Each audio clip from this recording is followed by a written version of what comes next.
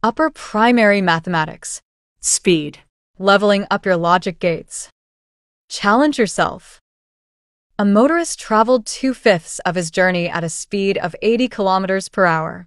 Then, he decreased his speed to 60 kilometers per hour and completed the rest of his journey in 3.5 hours. A. What was the total distance he traveled? B.